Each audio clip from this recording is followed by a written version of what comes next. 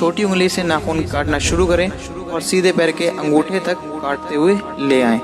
यानी छोटी उंगली से अंगूठे तक काटते हुए ले आएं। उसके बाद में उल्टे पैर के अंगूठे से शुरू करें और उल्टे पैर की छोटी उंगली तक काटते हुए ले जाएं। जी हाँ दोस्तों, यानी सीधे पैर की छोटी उंगली से शुरू और उल्टे पैर की छोटी उंगली पर ख़त्म। तो प्यारे दोस्तों, ये तो था पैरों के नाखून काटने का सुन्नत तरीका। अब आइए हम आपको बताते हैं कि हाथों के नाखून काटने का सुन्नत तरीका क्या है। दोस्तों वो थोड़ा सा डिफरेंट है। जैसे सीधे हाथ की शहादत की उंगली से नाखून काटना शुरू करें। अभी हम सीधे हाथ का अंगूठा छोड़ देंगे, इसका नाखून नहीं काटेंगे। सीधे हाथ की शहादत की उंगली से काटना शुरू करें और छोटी उंगली तक काटते हुए ले आएं।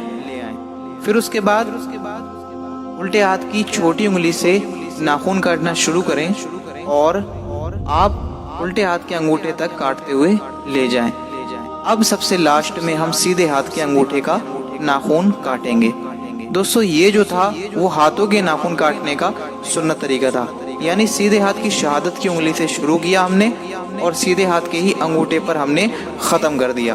तो दोस्तों और एक बात और, प्यारे आका सल्लल्लाहु अलैहि वसल्लम ने फरमाया कि बुध के दिन नाखून काटने से परहेज करें, क्योंकि बुध के दिन जो भी कोई शख्स नाखून काटेगा तो उसके शरीर पर सफ़ेद सफ़ेद दाग या धब्बे हो जाते हैं। प्यारे दोस्तों, मेरे आका ने जो भी आज तक फरमाया वो सब सच है और नाखून किसी भी दिन काट सकते हैं, लेकिन ज़्यादातर कोशिश ये करें कि जुमे के दिन नाखून काटें।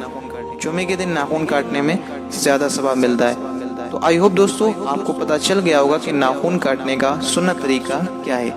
इस वीडियो को ज़्यादा से ज़्यादा शेयर करें, क्योंकि आप शेयर करेंगे और हो सकता है लोगों को पता चलता रहे। तो जितना ये वीडियो आगे शेयर होती रहेगी आपकी प्रोफाइल से, उसका सवाब इंशाअल्लाह अल्लाह पाक आपको देता रहेगा। दोस्तों ये सवाबे जारिया होता है। तो चलिए दोस्तों, मिलते हैं नेक्स्ट वीडियो में। तब तक के लिए खुदा हाफिज़।